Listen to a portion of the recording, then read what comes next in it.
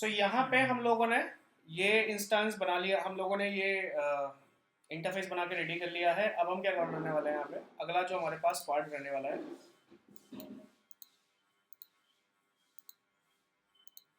ये रहेगा instance creation का। यानी कि यहाँ पे हम लोग क्रिएट करेंगे रेट्रोफिट का इंस्टेंस। रेट्रोफिट का इंस्टेंस क्या है एक्चुअल में, हम यहाँ पे बताने वाले हैं कि रेट्रोफिट के साथ में इधर हम बात करने वाले हैं रेट्रोफिट की वर्किंग के बारे में। क्या क्या वर्किंग रहने वाली है इसके अंदर? वर्किंग रहेगी कि भाई हमें कौन सा यूआरएल हिट करना है, किस यूआरएल पे हमें जाना है। ठीक है, हमने इंटरफेस के अंदर ये तो मेंशन कर दिया कि हमें कहाँ से डेटा कलेक्ट करना है, बट हमें एग्जैक्टली किस यूआरएल पे आपको भेजना है। ठीक है ना, और इसके अलावा आपको जो भी आपके पास डेटा आएगा उस डेटा को आपको कैसे कन्वर्ट करना है, ये सारी चीजें जो भी रेट्रोफिट के ऑपरेशंस होंगे वो सारे के सारे रेट्रोफिट के ऑपरेशंस हम रेट्रोफिट इंस्टेंस में क्रिएट करेंगे। ठीक है, बताओ ये वाली बात क्लियर हो गई? Yes sir. मनोज जी आपको? हाँ जी, हाँ जी। ठीक है, तो यहाँ पे आप ध्यान रखिएगा, यहाँ पे हम एक ऑब्जेक्ट डिफाइन करने वाले हैं। यहाँ पे डायरेक्टली ऑब्जेक्ट हमारे पास क्या होता है अगर हम बात करें तो, वैसे तो क्या होता है जैसे हम सबसे पहले क्लास बनाते हैं उसके बाद हम उसका ऑब्जेक्ट डिफाइन करते हैं। कॉटलिन के अंदर क्या चीज है कि हम डायरेक्टली ऑब्जेक्ट डिफाइन कर सकते हैं। दैट मीन्स कि ये क्लास और उसके बाद में इसका इंस्टेंशिएशन दोनों एक साथ हो जाता है इनटू द ऑब्जेक्ट। ये वाली बात क्लियर है मनोज जी? हाँ जी। मतावर ये वाली बात क्लियर है? ऑब्जेक्ट का यूज Yes, क्या है? sir. ठीक है, Yes. देखो जरा। सो यहाँ पे हम क्या करने वाले हैं, न्यू कॉटलिन, और यहाँ पे हमारे पास ये देखिए ऑब्जेक्ट यहाँ पे अवेलेबल है ही। तो यहाँ पे मैं यहाँ पे रेट्रोफिट इंस्टेंस करके लिख दे रहा हूँ। ठीक है, आप लोगों को इसमें ज़्यादा फिर दिमाग लगाने की आवश्यकता नहीं होगी। रेट्रोफिट इंस्टेंस, इसको मैंने ओके किया। ये हमारे पास में ऑब्जेक्ट रेट्रोफिट इंस्टेंस बन के रेडी हो चुका है।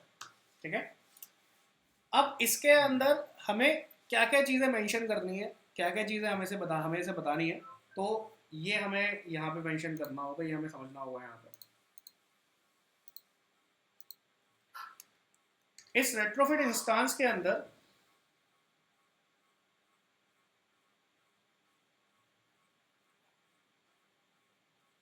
सबसे पहले तो हमारे पास जाता है एक जो हमने इंटरफेस यहाँ बनाया हुआ है। सबसे पहले तो इंटरफेस यहाँ पे कॉल होता है, यानी कि इंटरफेस का इंप्लीमेंटेशन हमारे पास में होता है। इंटरफेस के इंप्लीमेंटेशन के बाद में हम यहाँ पे बिल्डर ऑपरेशन चलाते हैं। इसका जो इसका बिल्डर फंक्शन है हम इसको चलाते हैं। इस बिल्डर के अंदर हमें क्या क्या मिलता है, सबसे पहली चीज तो हम लोग यहाँ पे जो मतलब जब भी यहाँ से रिक्वेस्ट जाएगी तो किसी ना किसी, जो भी यहाँ पे रिक्वेस्ट जाएगी तो किसी ना किसी यूआरएल को यहाँ पे हिट करेगी। तो सबसे पहले तो हमें वो यूआरएल बताना है कि आपको किस यूआरएल पे यहाँ पे जाना है। ठीक है, उसके बाद जब भी हमारे पास यूआरएल से कोई रिस्पॉन्स आएगा तो उस रेस्पॉन्स को हमें करना है कलेक्ट, मतलब इस रेस्पॉन्स को हम कलेक्ट करेंगे, कलेक्शन ऑफ रेस्पॉन्स। उसके बाद में जो हमारे पास में ये कलेक्टेड रेस्पॉन्स है इसको हम लोग कन्वर्ट करेंगे जेसॉन से। इसको लिख दे रहा हूं मैं, कन्वर्ट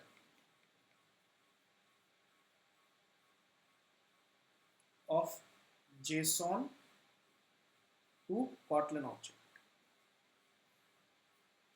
इसको हमने कन्वर्ट कर दिया जेसॉन से कॉटलिन ऑब्जेक्ट में। ठीक है, ये एग्जैक्टली वो मेथड्स या ये एग्जैक्टली वो हमारे पास फंक्शनैलिटीज रहेंगी जिनका हम लोग यूज करेंगे। और फिर हम लोग कैसे इसको इस पूरे बिल्डर मेथड को हम लोग क्या करेंगे, बिल्ड करेंगे। सबसे पहले इन सबको पैक करेंगे और पैक करने के बाद हम करेंगे इसको क्रिएट, और क्रिएट करने के बाद में हम यहाँ पे इंटरफेस को कॉल करेंगे जो है हमारा प्रोडक्ट एपीआई, इस तरह से। और हम इस प्रोडक्ट एपीआई के जो ऑब्जेक्ट है, जो कॉटलिन ऑब्जेक्ट है, इसको हम लोग कॉल करेंगे क्लास के थ्रू और इसे कन्वर्ट कर देंगे जावा के अंदर, इस तरह से। तो शायद मनोज जी आपने पूछा था ये चीज़ मेरे से कि ये क्या मतलब है इस बात का, तो इसका मतलब होता है कॉलिंग ऑफ कॉटलिन ऑब्जेक्ट। ठीक है, और डॉट जावा मतलब हम जावा में से कन्वर्ट कर रहे हैं इस ऑब्जेक्ट को। ठीक है। तो ये रेट्रोफिट इंस्टांस है, इस रेट्रोफिट इंस्टांस को हम लोग अपने आप यूज करने वाले हैं अपने अपने कोड के अंदर। सो यहाँ पे सबसे पहले हम क्या करेंगे, एक फाइनल ऑब्जेक्ट क्रिएट करेंगे, एक फाइनल वेरिएबल यहाँ पे बनाएंगे। फाइनल के लिए वेल हमने यूज किया और हमने यूज किया एपीआई इस तरह से, ठीक है।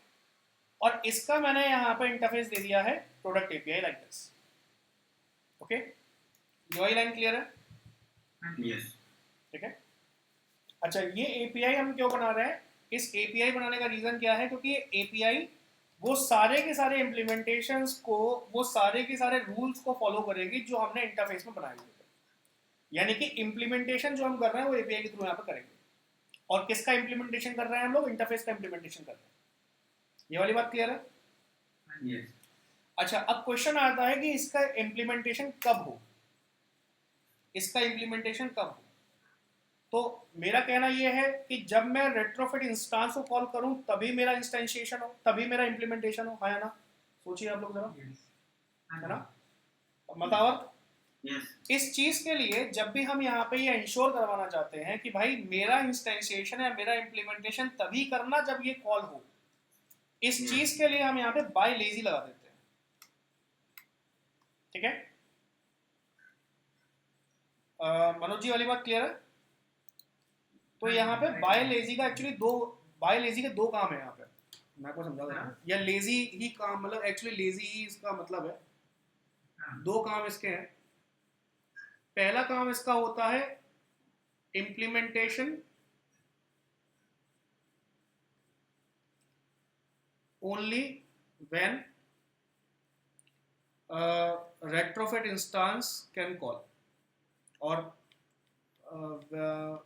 only at the calling of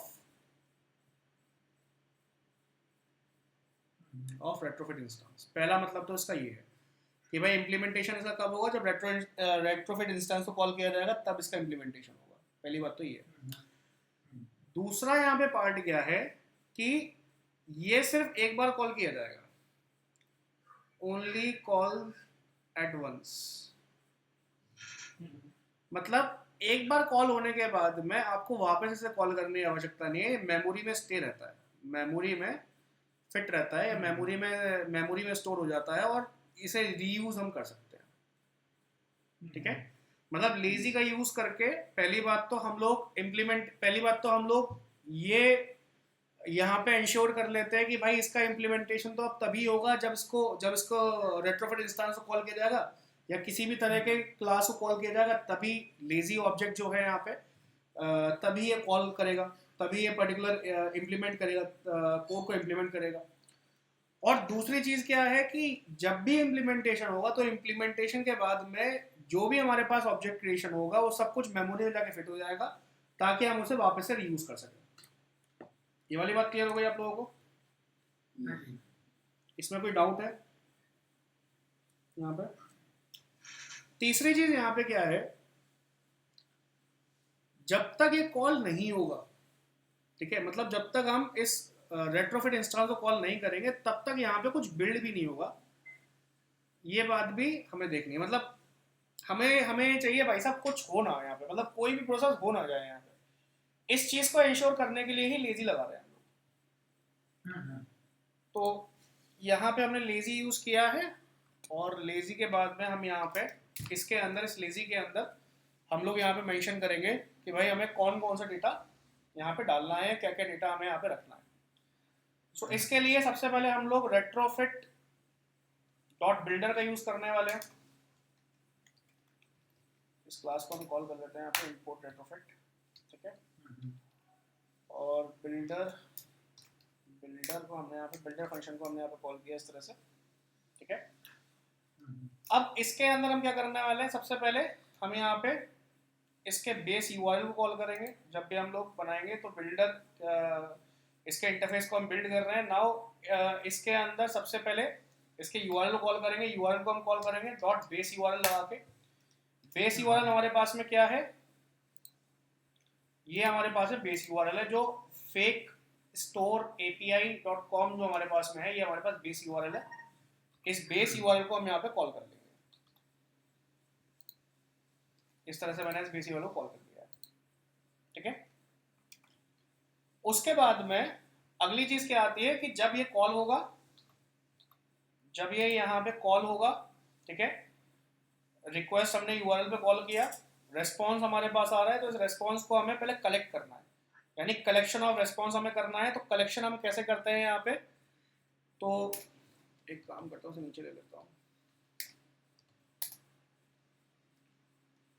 मैंने यहाँ पे लगाया डॉट एड कन्वर्टर फैक्ट्री, इस तरह से ये हमने लगा दिया यहाँ पे, ठीक है। पहले हम ऐड कन्वर्टर फैक्ट्री का मतलब समझ लेते हैं, फिर इसका मतलब समझेंगे। यहाँ पे ऐड कन्वर्टर फैक्ट्री का यूज होता है यहाँ पर डेटा कलेक्शन के लिए, रिस्पॉन्स कलेक्शन के लिए।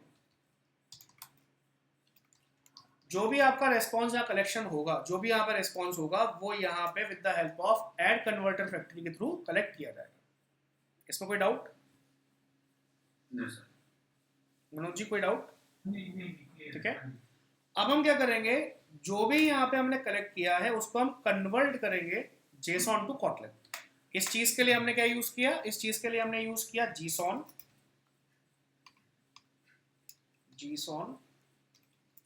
कन्वर्टर फैक्ट्री, ठीक है। इसको हमने कॉल किया और हमने यहाँ पे इसको कर दिया डॉट क्रिएट लाइक दिस, ठीक है। तो इसके थ्रू हमने यहाँ पे मेंशन किया कलेक्शन और इसके थ्रू हमने मेंशन किया यहाँ पे कन्वर्जन, ओके। कोई डाउट इसमें? नाउ इस पूरे को पैक करेंगे, डॉट बिल्ड हमने यहाँ पे लिखा, ये पैक हमने यहाँ पे करा। इसको पूरे को पैक करने के बाद हमने इस पूरे ऑब्जेक्ट क्रिएट कर दिया, create with the help of whom, with the help of product API, जो भी हमारे पास यहाँ पे इंटरफेस है उसका, और यहाँ पे हमने रख लिया क्लास और उसे कन्वर्ट कर दिया हमने जावा के, ठीक है। यानी कि इस पोर्शन के अंदर इस प्रोडक्ट एपीआई जो भी हमारे पास कॉटलिन क्लास है, कॉटलिन ऑब्जेक्ट जो भी हमारे पास में है, इसको हमने कॉल किया इसके अंदर एंड देन हमने कन्वर्ट कर दिया इसको जावा के अंदर। कोई डाउट है इसमें यहाँ तक आप लोगों को? ये पूरी चीज क्लियर हो गई है? बताओ। यस। ठीक है।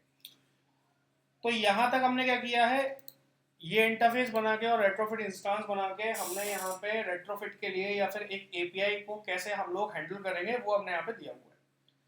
अब इसके बाद में क्या आता है कि भाई हमारे पास में एपीआई तो आ गई है, एपीआई का हैंडलर भी आ गया, डेटा भी हमारे पास आ गया है यहाँ पे पूरा। अब इस डेटा को हमें मैनेज कैसे करना है, नाउ हमें इस डेटा का मैनेजमेंट बनाना है, ठीक है। मतलब क्या हुआ हमारे पास में,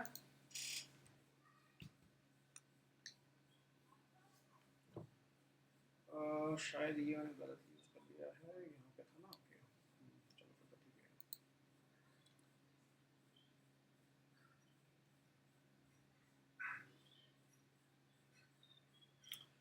हमारे पास में यहाँ पे एपीआई को हमने कॉल कर लिया, कॉल करने के बाद हमने यहाँ पे रेस्पॉन्स भी यहाँ पे ले लिया, रेस्पॉन्स लेने के बाद इसे जेसॉन में कन्वर्ट भी कर लिया, यानी हमारे पास अब डेटा उपलब्ध है। अब हमें क्या करना है, इस डेटा को मैनेज करना है, ठीक है। इस डेटा के ऊपर हमें कुछ मैनेजमेंट क्रिएट करना है। तो मैनेजमेंट हम किसके अंदर करेंगे, व्यू मॉडल के अंदर, ठीक है। व्यू मॉडल के अंदर दो क्लासेस मैंने आप लोगों को बताई थी, बताओ कौन कौन सी दो क्लासेस थी? व्यू मॉडल क्या? Mutable, live data. Manoj ji एक और कौन सी थी? Live data. लाइव डेटा, ठीक है। म्यूटेबल लाइव डेटा में क्या होता था मनोज जी इसमें? म्यूटेबल में होता है जो कि which can be changed, right? तो ठीक है, तो म्यूटेबल हम लेते हैं बेसिकली जो प्राइवेट अंडरस्कोर करके, ठीक है। जितना भी डेटा के अंदर चेंज हो रहा होता है, जैसे अभी अगर मैं बात करूं at the initial point of time, इस पोजीशन पे मेरा पूरा डेटा नल है, ठीक है। अब इस पोजीशन के अंदर जैसे ही ये रेट्रोफिट इंस्टेंस वगैरह डेटा को पास ऑन करेंगे मेरे पास में, क्योंकि ये पास ऑन तो यहाँ पे कर देगा भाई, जब मेरे पास इंटरफेस है तो पास तो करेगा डेटा को कहीं ना कहीं। तो जब डेटा मेरे पास पास होगा तो डेटा में चेंजेस आएंगे, क्योंकि नल से चेंज हो रहा है। अभी डेटा था मेरे पास नल, अब नल से इसके अंदर क्या आ गया, इसके अंदर कुछ डेटा आ गया। तो इस डेटा को सेंस कौन करता है, इस डेटा को सेंस करता है म्यूटेबल लाइव डेटा, जो जितना भी डेटा यहाँ पे आया हुआ है उसको अपने प्राइवेट इंटरनल ऑब्जेक्ट के अंदर या प्राइवेट वेरिएबल के अंदर स्टोर कर लेगा, ठीक है। ये वाली बात क्लियर है? Yes. इसे प्राइवेट वेरिएबल के अंदर स्टोर कर लेगा कौन? Mutable live data. और फिर ये म्यूटेबल लाइव डेटा इस लाइव डेटा को डेटा पास करेगा ताकि ये व्यू के अंदर अपने डेटा को दिखा सके। ओके, ये वाली पूरी बात क्लियर है आप लोगों को ना? Yes. बताइए एक बार। ठीक है, तो हम लोग अपने व्यू मॉडल वाले पार्ट पे चलते हैं। तो यहाँ पे मैं एक और क्लास बना लेता हूँ। ये मेरे पास होगा प्रोडक्ट व्यू मॉडल बोल देते हैं इसे, प्रोडक्ट व्यू मॉडल। हमने इसे बोल दिया, एंटर किया। ये प्रोडक्ट व्यू मॉडल क्लास हमारी बन चुकी है। तो सबसे पहले हमें इस प्रोडक्ट व्यू मॉडल क्लास को कन्वर्ट यानी इसके अंदर इनहेरिटेंस लेके आना है या इनहेरिट करना है व्यू मॉडल क्लास को। तो हमने यहाँ पे कॉलन लगाया और हमने यहाँ पे डाल दिया व्यू मॉडल। इस तरह से ये हमारे व्यू मॉडल, सॉरी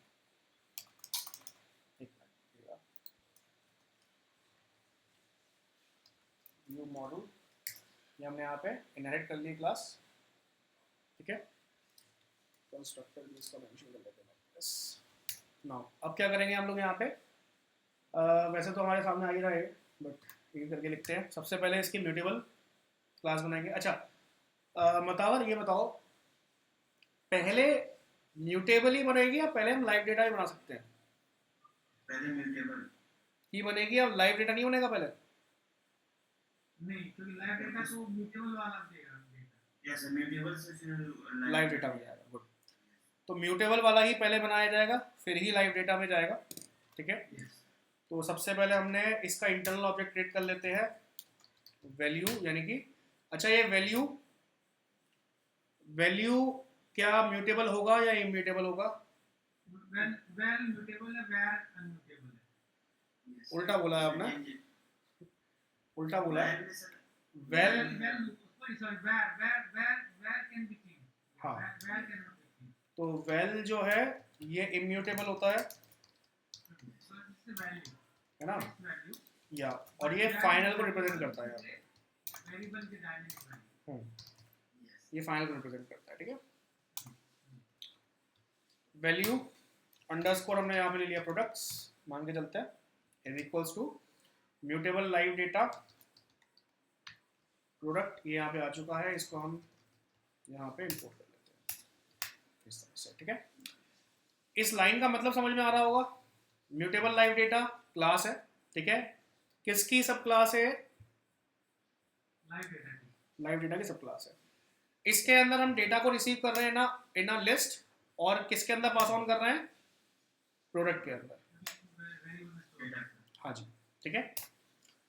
इसके बाद में हमने यहाँ पे क्या लिखा, हमने यहाँ पे पास ऑन करना है अपनी लाइव डेटा। एक मिनट रुकेगा आप लोग ना,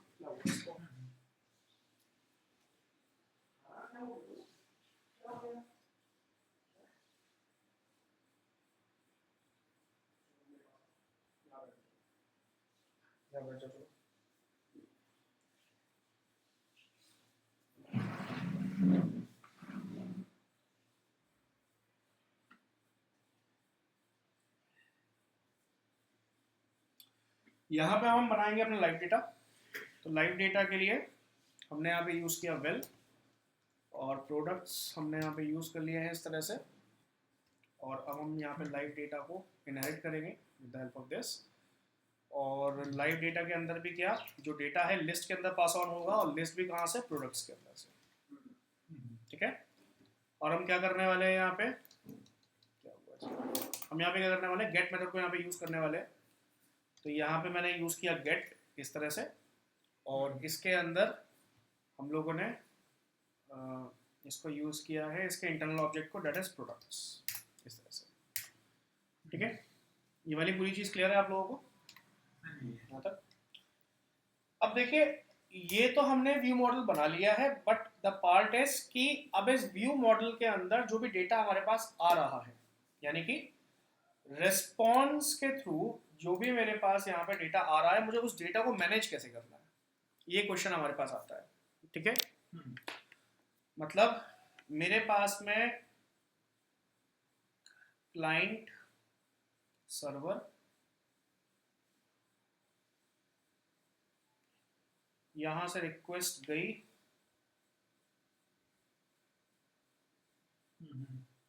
बतावर रिक्वेस्ट किसके थ्रू भेज रहे हैं बेटा? किस प्रोटोकॉल के थ्रू? किस प्रोटोकॉल के थ्रू भेज रहे हैं? गेट नहीं, प्रोटोकॉल का नाम HTTPS HTTP। Manoj ji HTTPS नहीं, HTTP वाली। HTTPS SSL को डिनोट करता है, ठीक है ना? तो हम यहाँ पे उसको ले नहीं रहे ना, क्योंकि HTTPS सिर्फ वेबसाइट वगैरह के काम में आता है। यहाँ पे एन्क्रिप्शन का हम यहाँ पे अभी कोई काम नहीं कर रहा है। और गेट मेथड क्या था यहाँ पे? तो HTTP का ही गेट मेथड है यहाँ पे, ठीक है। नाउ हम यहाँ पे क्या करेंगे, सर्वर हमें कुछ प्रोवाइड कराएगा, यानी रेस्पॉन्स देगा। अब हमें क्या करना है, रेस्पॉन्स को हैंडल करना है यहाँ पे, ठीक है। हमें यहाँ पे देखना है कि जो भी मेरे पास डेटा आ रहा है with the help of response, by using hmm, by using Retrofit instance. Retrofit instance के अंदर हमने क्या बनाया था? रेट्रोफिट इंस्टेंस के अंदर हमें किसे कॉल करना होगा? एपीआई को कॉल करना होगा, क्योंकि यही तो टारगेट करेगा इसको, इंटरफेस को, ठीक है। तो हमने किसको लेके आना है? एपीआई को लेके आना है। और जब एपीआई इसको इंप्लीमेंट करना चालू करेगा तो प्रोडक्ट इंटरफेस के अंदर मेरे पास जो ये है, यानी कि रिक्वेस्ट जनरेशन का, यानी नेटवर्क ऑपरेशन का जो मेरे पास पार्ट है गेट प्रोडक्ट्स, हमें इस पार्ट को भी यूज करेंगे, यानी इस मेथड को यहाँ पे यूज करेंगे गेट प्रोडक्ट्स को, ठीक है ना। तो ये क्या काम कर रहे होंगे? ये हैंडल कर रहे होंगे इस रेस्पॉन्स को। ये एक्चुअल में अब काम करेंगे रेस्पॉन्स के ऊपर, ठीक है। और यहीं से हमारा आगे का ऑब्जेक्ट चालू होता है, ओके।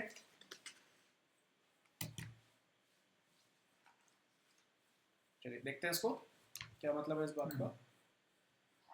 तो हम लोग हैं प्रोडक्ट व्यू मॉडल पे, यहाँ पे हम लोगों ने फंक्शन हमने बनाया फेच प्रोडक्ट्स करके,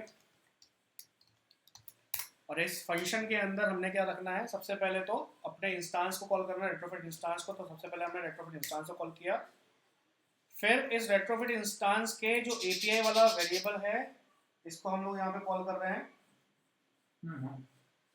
डॉट एपीआई, इस तरह से।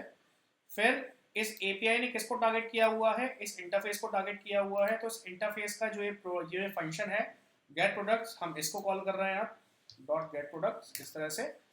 अब हमें क्या करना है, यहाँ पे जो भी हमारे पास रिक्वेस्ट जनरेट हो रही है, हमें ये रिक्वेस्ट शेयर करनी है, यानी कि यहाँ पे रिक्वेस्ट को इनिशिएट करना है। ये वाला पार्ट, रिक्वेस्ट को इनिशिएट करने वाला पार्ट हमें यहाँ पे रखना है, सो दैट इससे क्या होगा, इस चीज के लिए हमें यहाँ पे एक फंक्शन, बिल्ट इन फंक्शन होता है इसके अंदर रेट्रोफिट का ही, इसको हम बोलते हैं एनक्यू, ओके। इसको बोलते हैं एनक्यू। एनक्यू को अगर हम देखें, थोड़ा एनक्यू के बारे में अगर हम स्टडी करें, तो एनक्यू यहाँ पे क्या करता है? एनक्यू यहाँ पे एसिंक्रोनसली ये रिक्वेस्ट को शेयर करता है, और हमारे पास में दो चीजों को रिटर्न करता है। एक ऑब्जेक्ट हमारे क्लास हमें रिटर्न करता है, एनोनिमस क्लास रिटर्न करता है, इसका नाम है कॉलबैक, ठीक है। ये वाली बात क्लियर हो रही है? कॉलबैक का काम क्या होता है? कॉलबैक यहाँ पे इन चीजों को है, कॉलबैक यहाँ पे रेस्पॉन्स को हैंडल करता है। मतलब भाई हमने रिक्वेस्ट तो शेयर कर दी, रिक्वेस्ट तो हमने भेज दी, रिक्वेस्ट किससे जा रही है? डॉट एनक्यू से यहाँ पे रिक्वेस्ट शेयर हो रही है, यानी कि यहाँ से रिक्वेस्ट भेजने का काम किसका हो गया? एनक्यू से हो गया, ठीक है। अब जब ये रेस्पॉन्स आ रहा है तो एनक्यू इस रेस्पॉन्स को कॉलबैक एक्शंस के अंदर रिसीव कर रही है, कॉलबैक क्लास के अंदर रिसीव कर रही है, जिसमें दो चीजें हमारे पास होती है कॉलबैक के अंदर, कि अगर हमारे पास रेस्पॉन्स आया, यानी ऑन रेस्पॉन्स, अगर हमारे पास रेस्पॉन्स आया तो क्या होगा, और अगर रेस्पॉन्स नहीं आया, यानी अगर हमारे पास रेस्पॉन्स फेल हो गया, तो फिर क्या होगा? कॉलबैक के थ्रू हम इन दो चीजों को मेंशन करते हैं यहाँ पे। ये वाली बात क्लियर हुई? बताओ क्लियर हुआ बेटा? ठीक है। तो हम क्या करेंगे? डॉट एनक्यू करेंगे, और यहाँ पे हम यूज करेंगे कॉलबैक को। कॉलबैक ये हमारे पास में नहीं, हैंडलर नहीं, एक काम करता है ऑब्जेक्ट बना के डायरेक्टली देते हैं ऑब्जेक्ट, और यहाँ पे हमने इसको कॉलबैक को कॉल किया है, कॉलबैक थोड़ा इसको, कॉलबैक को हमने होल्ड किया, और इसके अंदर हमने क्या लिखा है, क्या रखा है? ओके, यूआरएल रिक्वेस्ट, ये देखिए ऊपर वाली ही आपके पास में है, ठीक है, क्योंकि हमें यूआरएल रिक्वेस्ट जनरेट करनी है इस वजह से। इसी के अंदर जो भी डेटा हम रिसीव करेंगे लिस्ट में करेंगे, और लिस्ट का सारा डेटा हम लोग पास करेंगे प्रोडक्ट डेटा क्लास के अंदर। तो हमने ये मेंशन कर दिया लाइक दिस। इसमें कोई डाउट आप लोगों को? अब हम क्या करेंगे, इस कॉलबैक के थ्रू जो भी हमारे पास चीजें आ रही हैं इसको हम लोग देखेंगे। तो हमारे पास दो एक्चुअल में रिक्वेस्ट आती है यहाँ पे। कौन कौन सा आता है? एक आता है हमारे पास ऑन रेस्पॉन्स, यानी कि जब इस कॉलबैक क्लास को हम कॉल करते हैं दो मेथड हमारे पास कॉल होते हैं, एक होता है ऑन रिस्पॉन्स, ऑन फेलियर। तो हमें यहाँ पे इन दोनों को ही मेंशन करना है। जब भी हमारे पास डेटा आएगा तो डेटा को हमें हर बार ऑन रेस्पॉन्स में ही लेके आना है। तो हमने क्या किया, हमें ओवरराइड किया इस मेथड को, ठीक है, और हमने यहाँ पे रख दिया फंक्शन ऑन रिस्पॉन्स इस तरह से, ठीक है। और इसके अंदर हम क्या मेंशन करने वाले हैं, दो पैरामीटर फंक्शन के अंदर मेंशन होते हैं। सबसे पहली बात तो होती है कॉल, ठीक है, कि कहाँ भेज रहा है डेटा, कहाँ भेजा गया, और उसके एवज में हमारे पास डेटा कहाँ से क्या आया। मतलब जब भी हम लोग रेस्पॉन्स को, ऑन रेस्पॉन्स को यहाँ पे लिखते हैं तो ये हमारे पास दो पैरामीटर्स पास ऑन करवाता है, एक होता है कॉल और एक होता है रेस्पॉन्स। ये वाली बात क्लियर हो रही है आपको? कॉल यहाँ पे ये देखता है कि आपका क्या डेटा हमारे पास आया है, ठीक है, हमारे पास क्या डेटा जा रहा है, या फिर क्या हम लोग एग्जैक्ट यहाँ पे क्या रिक्वेस्ट शेयर कर रहे हैं। It's all will be handled by this call. उसके एवज में जो भी हमारे पास रेस्पॉन्स आ रहा है it will be handled by this response part. So let suppose हमने यहाँ पे एक तो लिखा कॉल लाइक दिस, और अगर आप देखेंगे तो यहाँ पे कंफर्म भी कर रहा है प्रोडक्ट को। यहाँ पे हम इसको कॉल कर रहे हैं, क्या कॉल हो रहा है इसमें हमारे पास, देखिए ये सबसे ज़्यादा यहाँ पे दिक्कत देता है। तो थोड़ा आप इस बात का ध्यान जरूर रखिएगा कि यहाँ पे रेट्रोफिट की ही इस क्लास को हम कॉल करें, ओके।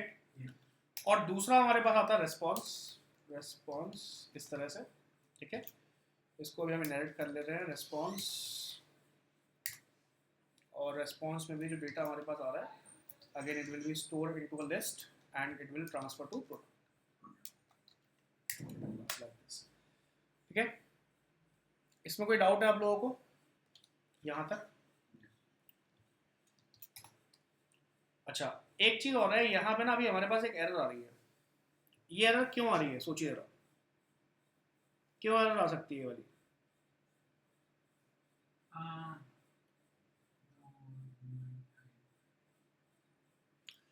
इस एरर के, हाँ जी बताइए बताइए। सेकंड पोर्शन जो जो वो जो एरर आएगा वो हमने इंप्लीमेंट नहीं किया, राइट? अभी रिस्पॉन्स तो कर दिया। हाँ बट देखिए हमने कॉल भी कर लिया, हमने रेस्पॉन्ड भी कर लिया, ठीक है, हमने रेस्पॉन्स भी कलेक्ट कर लिया, कॉल करके रेस्पॉन्ड भी हमने कलेक्ट कर लिया।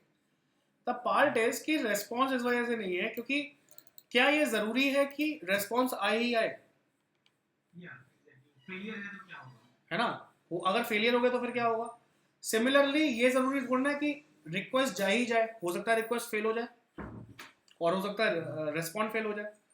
ऐसे केस में हमें दोनों ही सिनेरियोस के अंदर क्वेश्चन मार्क लगाना है। इस क्वेश्चन मार्क का जनरल मतलब होता है नलेबल। ये बात क्लियर हो गई आपको यहाँ तक? ठीक है, अभी भी हमारे पास दिक्कत तो आ रही है बट लेट सपोज इसको हम लोग अभी टैकल कर लेंगे बाद में, इसमें क्या दिक्कत है क्या नहीं। सो यहाँ पे हमने लिखा इफ, हम यहाँ पे चेक कर ले रहे हैं कि भाई हमारा रिस्पॉन्स सही आया नहीं आया। तो हमने लिखा है यहाँ पे रिस्पॉन्स अगर मेरा सही होगा ये सक्सेसफुल, अगर मेरा रिस्पॉन्स सही होगा, अभी भी क्या दिक्कत आ रही है इसमें,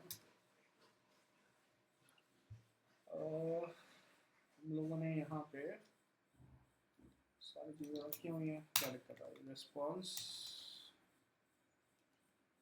response retrofit, response retrofit to dot response list, इसके अंदर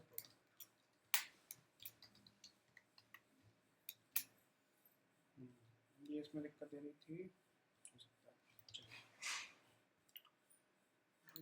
है मॉडिफाई हटाने की बात कर रहे हैं।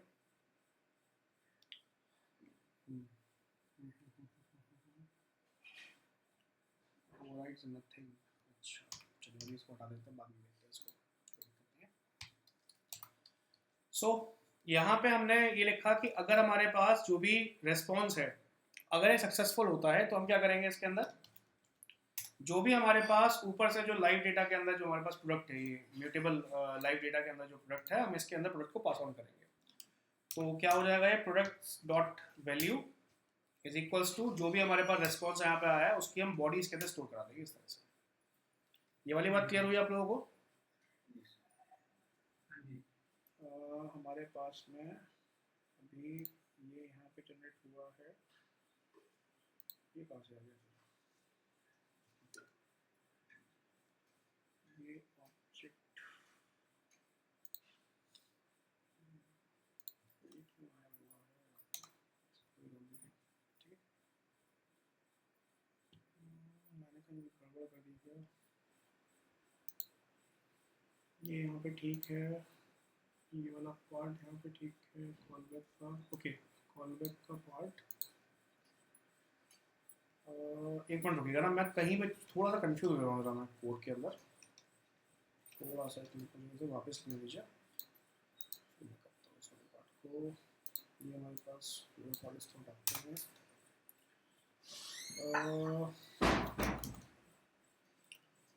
ठीक है, यहाँ से यहाँ तक हम लेके आ रहे हैं, परफेक्ट, इसमें कोई दिक्कत तो नहीं है। पहले इसको फिक्स कर लो, ऑब्जेक्ट के नीचे वो आ रहा है ना अंडरलाइन, वो हाँ इसी को हमें फिक्स करना पड़ेगा पहले। इसमें क्या कह रहा है, argument type mismatch, actual type anonymous type तो है, but retrofit dot callback collection was expected, तो यहाँ पे हमें यहाँ पे रेट्रोफिट डॉट कॉलबैक को हमें यूज़ करना पड़ेगा, रेट्रोफिट टू डॉट कॉलबैक इसको हमें यहाँ पे यूज़ करना पड़ेगा। इसके अंदर लिस्ट, और लिस्ट के अंदर आ गया हमारे पास में इस तरह से। अभी भी इस ऑब्जेक्ट के अंदर दिक्कत आ रही है, anonymous is not applicable, does not implement number on response, इसको बात करते हैं, फंक्शन बनाते हैं on response, तो ये यहाँ पे इसको कॉल कर लीजिए, इसको कॉल कर लेते हैं यहाँ पे लिस्ट प्रोडक्ट,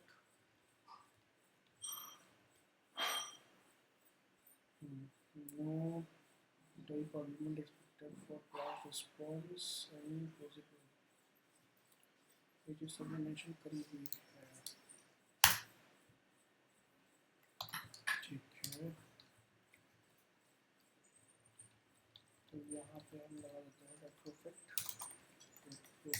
डॉट रिस्पॉन्स इस तरह से, और ये अभी भी रेस्पॉन्स फंक्शन दिक्कत दे रहा है, ओवरराइड मेथड मॉडिफायर हो गया। अभी ऑब्जेक्ट के अंदर दिक्कत आ रही है, इसको अभी हम लोग देखते हैं क्या इसमें दिक्कत आ रही है क्या नहीं, ठीक है। सो यहाँ पे हम यहाँ पे वापस आए, अब हमें क्या करना है यहाँ पे कि मेरे पास अगर ये फेल हो जाता है तो फेल होने के पे हम लोग क्या करेंगे, अगेन हम लोग ओवरराइड करेंगे, इसके अंदर हमने ऑन फेलियर मेथड डाल दिया है कि भाई साहब अगर यहाँ पे कुछ भी होगा तो आप उसको कैसे मैनेज करेंगे, यहाँ पे हम लोगों को वो फेलियर हैंडल कर लेनी है, ठीक है। ये वाली बात क्लियर हो गई, बताओ ये वाली बात क्लियर हो गई पूरी बात। तो देखो ये वाली एरर भी अभी चली गई है, ये एरर में थोड़ी बहुत कहीं पे दिक्कत आ रही थी, ये दिक्कत हमने रोल आउट कर दी है, ठीक है।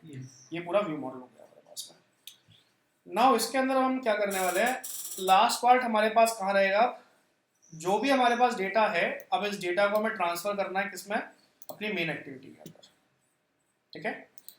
यानी कि ये डेटा हमारे पास आ गया है, रेस्पॉन्ड हमारे, अगर हमारा रेस्पॉन्स होता है, ठीक है, क्योंकि देखिए जब तक रेस्पॉन्स नहीं होगा,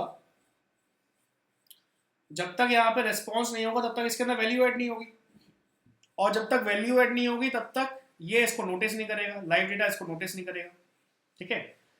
तो मान के चलते हैं कि अगर इसने रेस्पॉन्ड किया तो लाइव डेटा इसे नोटिस करेगा, तो हमें अब क्या करना है, लाइव डेटा के थ्रू जो भी ये प्रोडक्ट्स हमें पास ऑन करेगा, ये प्रोडक्ट्स का डेटा हमें अपने पास में लेके आना है, ठीक है। तो इसको हम लोग मेन एक्टिविटी में ले आते हैं यहाँ पे, इसके अंदर हम लोग क्या करने वाले हैं, ये सारी चीज़ें हमारे पास क्लियर है। सबसे हम लोग व्यू बाइंडिंग हमें लगानी है, तो व्यू बाइंडिंग सबसे पहले मैं देख लेता हूँ व्यू बाइंडिंग है कि नहीं मेरे पास में, बिना उसके दिक्कत आएगी हमारे पास में। ठीक है, हमारे पास व्यू बाइंडिंग इधर इनेबल है। ओके, हाँ तो यहाँ पे सबसे पहले हमने अपनी बाइंडिंग को हम लोग क्लियर कर लेते हैं। तो हमने यहाँ पे लिया प्राइवेट लेट इनिट, ठीक है, वार एंड बाइंडिंग हमने यहाँ पे दे दिया है। यहाँ पर हमने दे दिया एक्टिविटी मेन बाइंडिंग। अच्छा मतावर, अगर ये होता, अगर होती हमारी यूजर या हमारे पास जैसे प्रोडक्ट एक्टिविटी होती है यहाँ पे, तो फिर इसका नाम क्या हो जाता? हो जाता एक्टिविटी प्रोडक्ट एक्टिविटी होती ना। हाँ, अगर प्रोडक्ट एक्टिविटी तो होती तो हो जाता एक्टिविटी प्रोडक्ट बाइंडिंग। अच्छा, यहाँ पे एक बात और है, थोड़ा सा ये समझ के चलिएगा। अभी आपको ये लेट इनिट दिखाई दे रहा है, लेट इनिट वार, है ना? आपको याद है ना, हमने लेजी यूज किया था अभी थोड़ी देर पहले। लेजी हम लोग यूज करते हैं किसके लिए? अपनी फाइनल वैल्यूज के लिए, यानी वेल के लिए, ठीक है। पर अगर हमारे पास में म्यूटेबल ऑब्जेक्ट्स अवेलेबल है, यानी वार अवेलेबल है, तो उस केस में लेजी यूज ना करते हुए हम लोग लेट इनिट लिखते हैं। ये बात क्लियर हो गई? काम सेम है, ऑलमोस्ट काम सेम है इन चीजों का, पर लेजी यूज होता है जब फाइल वेरिएबल कॉल हो रहा होता है, और लेट इनिट कॉल होता है जब वेरिएबल कॉल होता है, वार म्यूटेबल ऑब्जेक्ट कॉल होता है। मतलब और क्लियर है बेटा ये बात? ये मनोज जी हाँ जी हाँ जी क्लियर है? ठीक है। yes. प्राइवेट वैल्यू हम यहाँ पे मेंशन कर देते हैं, ठीक है। यहाँ पे हमने लिख लिया प्रोडक्ट व्यू मॉडल, हम डाल देते हैं यहाँ पे प्रोडक्ट व्यू मॉडल डाल दिया यहाँ पे, और हम लोगों ने इसको इनहेरिट कर लिया प्रोडक्ट व्यू मॉडल को इस तरह से, लाइक दिस, और किसके थ्रू? By view model, by view models. Sir by keyword क्या करता है ऐसे? बाय कीवर्ड एक्चुअली ट्रांसफरिंग वाला पार्ट है, मतलब कहाँ से हमें लेके आना है, किस फॉर्म से हमें लेके आना है, वो है इसका मतलब, ओके है ना। वैसे तो मतलब बाय लेजी या फिर ऑन लेजी को हम मतलब रेफरेंस का आप इसको कॉल कर सकते हैं, रेफरेंस का रेफरेंशियल कॉल रहता है जनरली, ठीक है ना। एक बार मैं काम करूंगा, मैं इसको और एक दिन मैं इसको डिटेल में लिख लूंगा, जैसे लेजी वगैरह को मैंने इस पर डिटेल में लिखा है, वैसे इसको मैं डिटेल में ले आऊंगा किसी दिन, जैसे मिल जाएगा। तो अच्छा बताओ, अब सबसे पहला काम क्या होगा हमारा? सर उसकी आईडी आईडी देने की जरूरत है, बाइंडिंग हमने लिखा हुआ है तो आईडी देने की जरूरत है? आईडी नहीं देनी, तो हमें बाइंडिंग बनानी है, यानी रूट बाइंडिंग बनानी है हमें, ठीक है। तो हमने क्या किया, binding is equals to activity, activity main binding, ठीक है, डॉट इन्फ्लेट। इन्फ्लेट का काम क्या होता है बताओ? सर वो व्यू को इन्फ्लेट करता है। किसको? कौन से व्यू को? XML को व्यू में कन्वर्ट करता है, यस सर। ठीक है, समझ गए? ठीक है, अब हमने क्या किया, सेट कंटेंट व्यू, और हमने इसको रूट बना दिया, इस बाइंडिंग को हमने रूट व्यू बना दिया। इसका रूट व्यू का मतलब ये हुआ कि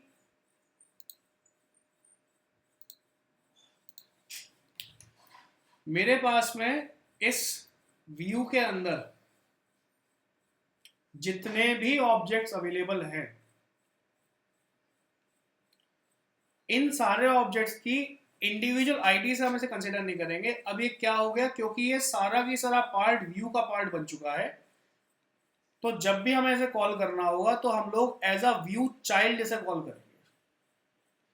बात समझ में आ गई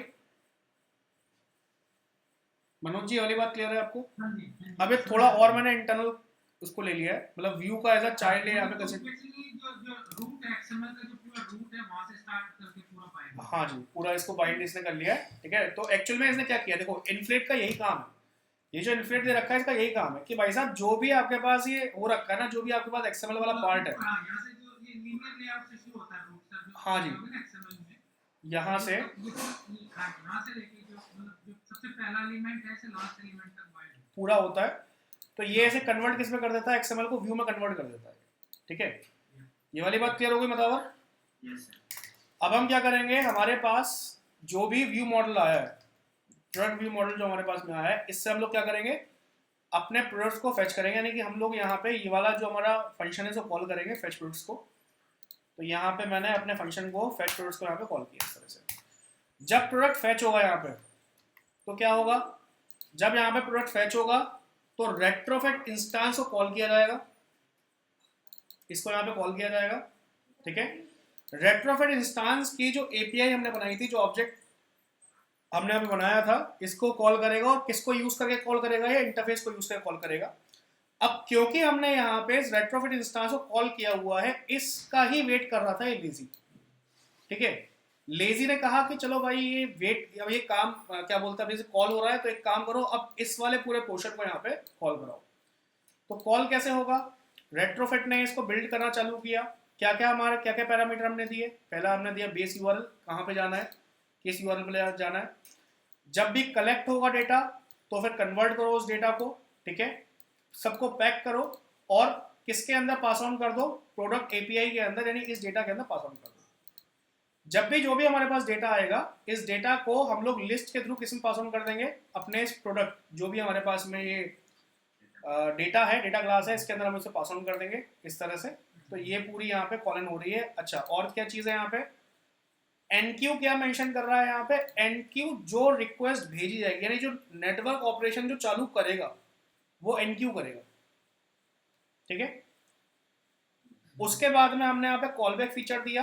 इस कॉलबैक ने हमें इस कॉलबैक एनोनिमस कॉलबैक क्लास ने हमें दो चीजें प्रोवाइड कराई, एक ऑन रेस्पॉन्स और एक ऑन फेलियर, ठीक है। इसके आगे एक बार ध्यान रखिएगा, आपको नलेबल जरूर लगा देना है। मतलब ये इसने अभी लगाया नहीं है, पर नलेबल लगा दीजिएगा आप लोग। नलेबल क्यों लगा रहे हैं हम लोग यहाँ पे, क्योंकि इस बात का कोई भरोसा नहीं है कि वाकई में हमारे पास डेटा आएगा भी नहीं आएगा, कुछ भी हो सकता है, किसी भी रेस्पेक्ट में बात हो सकती है हमारे पास, ठीक है। हाँ, फिर हमने बोला कि भाई अगर मेरे पास में डेटा आया हुआ है तो आप क्या करो, जो भी डेटा मेरे पास में रेस्पॉन्स के अंदर रिसीव हुआ है, कहाँ गया, या जो भी डेटा मेरे पास यहाँ पे रेस्पॉन्स में रिसीव हुआ है, किसके थ्रू, रेट्रोफिट के थ्रू, जो भी डेटा रिसीव हुआ है उस डेटा को आप उस पूरी डेटा की बॉडी बना के किसमें पास ऑन कर दो, म्यूटेबल लाइव डेटा के अंदर से पास ऑन कर दो। और फिर ये म्यूटेबल लाइव डेटा के अंदर जब डेटा आएगा तो उसे कौन सेंस करेगा, लाइव डेटा सेंस करेगा, और फिर इसे पास किसमें कर देगा, प्रोडक्ट्स में से पास कर देगा। ये पूरा फ्लो समझ में आ गया आप लोगों को, ठीक है। अब हम क्या करेंगे, इस डेटा को हम सेट करते हैं, जो भी हमारा डेटा आया है। तो प्रोडक्ट व्यू मॉडल के अंदर जो भी आपके पास प्रोडक्ट्स आया है, मतलब जो भी आपके पास लाइव डेटा कॉल हुआ है, इस लाइव डेटा को हम कॉल करना है। अब इस लाइव डेटा के थ्रू हमारे पास जो भी आपके पास डेटा आया, यानी ऑब्जर्व आया, ऑब्जर्व आप करो, और कहाँ पे, क्योंकि हमें इम्प्लीमेंट करना है इस एक्टिविटी में, तो हमने दिस लगाया हुआ है, ठीक है। और यहाँ पे हमने मेंशन किया कि भाई मेरे पास में क्या है, प्रोडक्ट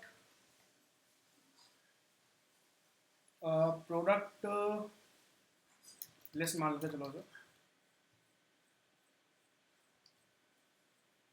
प्रोडक्ट हमने ले लिया, यहाँ पे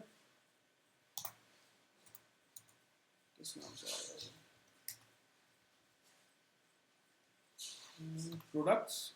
और प्रोडक्ट्स के अंदर हम डेटा कैसे पास ऑन कर रहे हैं, इसके अंदर सिर्फ एक वैल्यू हम यहाँ पे पास ऑन कर देते हैं फिलहाल तो, ठीक है। ज़्यादा हमें वैल्यू को पास ऑन नहीं करना, क्योंकि मैंने यहाँ पे एक ही ऑब्जेक्ट बनाया हुआ है। अगर और आपको बनाना है तो वो बना सकते हो आप लोग। तो मैंने यहाँ पे एक वैल्यू, एक फाइल वेरिएबल क्रिएट किया प्रोडक्ट टाइटल नाम से, इज इक्वल्स टू, मैंने यहाँ पे रख दिया कि भाई जो भी मेरे पास प्रोडक्ट्स में, यानी जो भी मेरे पास लाइव डेटा में डेटा आया हुआ है, इससे मुझे ये डेटा निकालना है। लाइव डेटा से डेटा कहाँ से निकाल रहा होगा, प्रोडक्ट वाले स्ट्रिंग से यहाँ से डेटा निकाल रहा होगा, प्रोडक्ट डेटा क्लास से निकाल रहा होगा। तो प्रोडक्ट, फिर हमने लिया यहाँ पे डॉट जॉइन टू स्ट्रिंग, इस तरह से।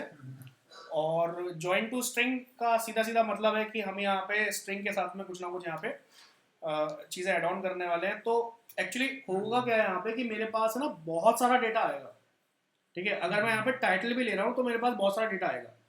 उस केस में मैं यहाँ पे चाह रहा हूँ कि जब भी डेटा आए ना तो मेरे पास में लाइन वाइज लाइन आएगा। मतलब कहने का मतलब ये है कि ऐसा ना हो कि पूरा की पूरा डेटा एक लाइन में आ गया मेरे पास, ऐसे पूरा पूरा डेटा कॉल हो गया, ऐसे डेटा नहीं चाहिए। मैं चाहता हूँ कि मेरे पास पहली वैल्यू यहाँ तक यहाँ पे आ रही है, फिर यहाँ पे 2 लाइन का गैप हो, फिर यहाँ पे डेटा है, फिर यहाँ पे 2 लाइन का गैप हो, इस तरह मुझे डेटा चाहिए यहाँ पे फिलहाल के लिए। विजुअली के लिए। तो हमने यहाँ पे क्या किया, /n हमने यहाँ पे मेंशन कर दिया इस तरह से, ओके 2-3 बार मैंने /n मेंशन कर दिया है, ताकि 2-3 एटलीस्ट यहाँ पे लाइन प्रिंट हो जाए। और फिर हमने क्या किया यहाँ पे, अब यहाँ पे देखो, अब यहाँ पे हम प्रोडक्ट वाली क्लास को यहाँ पे कॉल नहीं करेंगे, हम यहाँ पे प्रोडक्ट क्लास को कॉल नहीं करेंगे। जब भी जैसे हमारे पास प्रोनाउन होता है ना, प्रोनाउन कैसे वर्क करता है, जैसे मैंने यहाँ पे नाम लिया, लेट सपोज अभिषेक, मैंने यहाँ पे नाम लिखा। अब अभिषेक के केस में मैं हर बार तो अभिषेक बोलूंगा नहीं, पहली बार अभिषेक बोला फिर मैं बोलूंगा ही और हेज और हिम, मैं ये यूज करूंगा। तो यहाँ पे भी कॉटलिन ने कहा हुआ है कि आपको बार बार प्रोडक्ट की लिखने की आवश्यकता नहीं है, आप सिंपल इट लगा दो। यहाँ पे इट का काम क्या होता है, इट यहाँ पे क्या करेगा, ये डायरेक्टली प्रोडक्ट क्लास को यहाँ पे कॉल करेगा। और डॉट, इस प्रोडक्ट क्लास से मुझे क्या निकालना है, इस प्रोडक्ट क्लास से मुझे टाइटल निकालना है, तो मैंने डॉट लगा के यहाँ पे टाइटल मेंशन कर दिया इस तरह से। ठीक है, फिर क्या किया, जो भी मेरे पास में डेटा आ रहा है यहाँ पे, इसका स्पेलिंग लगा दो, प्रोडक्ट टाइटल, जो भी मेरे पास डेटा आ रहा है इस डेटा को सेट कर दो टेक्स्ट व्यू के अंदर। सॉरी, तो मेरे पास इसका नाम है टेक्स्ट व्यू, तो मैं यहाँ पे टेक्स्ट व्यू, मैं क्या करूँगा यहाँ पे बाइंडिंग डॉट टेक्स्ट व्यू को कॉल किया और इसके अंदर टेक्स्ट हमने लगा दिया प्रोडक्ट टाइटल इस तरह से। ये यहाँ पे हमारी एपीआई को कॉल करके डेटा यहाँ पे फैच हो चुका है। अब इसको एक बार हम रन करा के देख लेते हैं कि क्या हो रहा है, हमारे पास डेटा आ रहा है या नहीं आ रहा है। इंटरनेट का परमिशन नहीं देना पड़ेगा? हाँ भूल गया, सॉरी, मैंने नहीं दे रखा है इसको इंटरनेट का परमिशन। अच्छा हाँ, मनोज जी एक बात और है, हमें यहाँ पे ना इंटरनेट का परमिशन भी देना पड़ेगा। तो परमिशन हम कैसे देते हैं, देख लीजिए, ये हमारे पास मैनिफेस्ट है। ठीक है, मैनिफेस्ट के अंदर एप्लीकेशन के जस्ट ऊपर, क्योंकि एप्लीकेशन है क्या है, पूरा स्ट्रक्चर है एप्लीकेशन का। ठीक है, तो एप्लीकेशन के जस्ट ऊपर, क्योंकि सबसे पहले हमें यहाँ पे परमिशंस बतानी होगी, क्या क्या परमिशन हम लेंगे, उसके बाद ही तो एप्लीकेशन वर्क करेगी हमारी। तो यहाँ पे हम क्या करेंगे, इस तरह से एंगल ब्रैकेट लगाएंगे, लिखेंगे यूजर, या सिंपल आप जैसे परमिशन यहाँ पे डालेंगे ना, देखिए जैसे मैं यहाँ पे लिखूंगा यूजर्स परमिशन, यहाँ पे आएगा यूजर्स परमिशन के अंदर हमें किसका चाहिए, इंटरनेट का चाहिए, तो हमने इंटरनेट यहाँ पे टाइप करेंगे और यहाँ पे आ जाएगा android.permission.internet। समझने वाली बात क्या है कि कुछ परमिशंस हमारे पास ऐसी परमिशंस होती हैं जो परमिशन बाय डिफॉल्ट होती है, मतलब आप इसको यूज करेंगे, इस परमिशन को आप यूज करेंगे, देखिए ये डेटा हमारा कॉल हो गया यहाँ पे। ठीक है, अच्छा, इंटरनेट की कुछ परमिशन ऐसी होती है जिनको आप जैसे ही कॉल करेंगे तो वो आपसे कुछ ऐसा कुछ स्ट्रक्चर नहीं मांगेगा, वो ऑटोमेटिकली कॉल हो जाएगा। जबकि कुछ यहाँ पे परमिशंस ऐसी होती हैं जिनको यूजर एग्जैक्टली डिफाइन करता है कि यस मुझे परमिशन देनी है या नहीं देनी है। ठीक है, जैसे हमारे पास मैसेज की परमिशन है, मैसेज रीड करने की परमिशन है, या किसी तरह के एक नया फाइल को लिखने की परमिशन है। ठीक है, इसको हम बोलते हैं यूजर्स परमिशन। जैसे मैं यहाँ पे रीड लिखूंगा, रीड ext, देखिए आप रीड एक्सटर्नल स्टोरेज, तो ये क्या करेगा, इस एप्लीकेशन के अलावा जो भी मेरे पास डेटा है मेरी मेमोरी के अंदर उसको रीड करेगा यहाँ पे। ठीक है, और अगर मैं यहाँ पे राइट का लिखूंगा, राइट ext, तो ये यहाँ पे हमारी एक्सटर्नल मेमोरी, मतलब मेरी जो मेमोरी है, मेरा जो हार्ड डिस्क है फोन का, उस हार्ड डिस्क के अंदर ये फोल्डर वगैरह बना देगा। ठीक है ना, तो ये इससे होता है इन सब चीज़ों से। तो ये इस तरह से आप देखिए यहाँ पे हमारा डेटा कॉल हो चुका है पूरा। ठीक है, इसने क्या किया, असिंक्रोनस फंक्शन इसने यूज किया, क्योंकि हम यहाँ पे कॉरोटीन्स बना रहे थे, हमने भले ही कॉरोटीन्स को यहाँ पे यूज नहीं किया है, पर इसने ऑटोमेटिक कॉरोटीन्स को बना के उसमें काम किया है।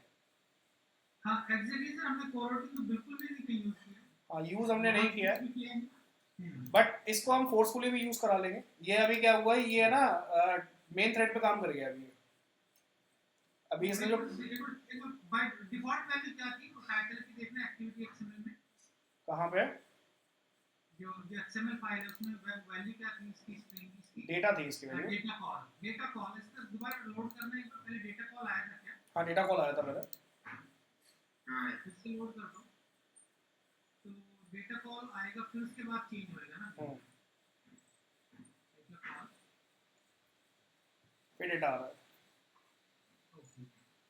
ठीक है, मेन थ्रेड पे तो तो नहीं हुआ है, कुछ तो हुआ है, चाइल्ड कोरोटीन नहीं देखिए मैं आपको बताऊँ, कोरोटीन तो यहाँ पे खैर नहीं रन हुआ होगा क्योंकि कोरोटीन हमने बनाया ही नहीं है यहाँ पे, कॉल ही तो किया है बस हमने कोरोटीन को। बट ये क्या किया होगा, क्योंकि हमने यहाँ पे अभी बैकग्राउंड थ्रेड ये बनाया था ना, एनक्यू हमने बनाया था यहाँ पे, ये एनक्यू, वो एनक्यू में कुछ किया। ये एनक्यू ने बैकग्राउंड ये देखिए ना आप इसको, अगर मैं इसे कॉल करता हूँ तो ये असिंक्रोनस प्रोग्रामिंग यहाँ पे स्टार्ट करता है ना, ओके ओके, पैरेलली स्टार्ट करता है चीज़ों को, इसने इस काम को किया है, ठीक है, ये पार्ट है इसका। और सर इसको रोटेट करना स्क्रीन को रोटेट हम यहाँ पे करते हैं इस तरह से, ये देखिए तो डेटा अपने आप डेटा एज इट इज वैसे ही वैसा बना हुआ है मेरे पास में। वैसे ही वैसे आ गया, दोबारा फैच नहीं किया। हाँ ठीक है, डेटा है हाँ, वो रिलोड नहीं हो रहा। हाँ जी, नहीं तो फिर क्या होता है, अगर ये एमवीएम नहीं लगाते तो पूरा रिलोड करता फिर। हाँ हाँ ओके, कोई डाउट है इसमें आप लोगों को, पूरा क्लियर हो गया है? नहीं सही है। ठीक है, मैं इसकी सारी फाइल्स आप लोगों को भेज रहा हूँ, आप लोग आज से करके देखिए, ठीक है। सर वो जिप कर दो एक बार, आप जाना फोल्डर में जाना, बता दो क्या जिप कर दो। एक मिनट, सिर्फ आप एक तो ऐप को और एक वो रिपोर्ट वो है ना इसकी ग्रेडल फाइल, दो चीज को जिप कर दो। मेरे पास में ओपन फाइंडर में जाके ऐप को और ग्रेडल फाइल, तो दोनों को सिलेक्ट करो। एक मिनट, मैं यहाँ पे ना एक चीज़ और देता हूँ, ग्रेडल डॉट के साथ तो इसको रिकॉर्ड करो। हाँ बस इन दोनों को ऐड तो कर दो, फिर पूरा आ जाएगा ये ना कर ले कंप्रेस। हाँ इसको दे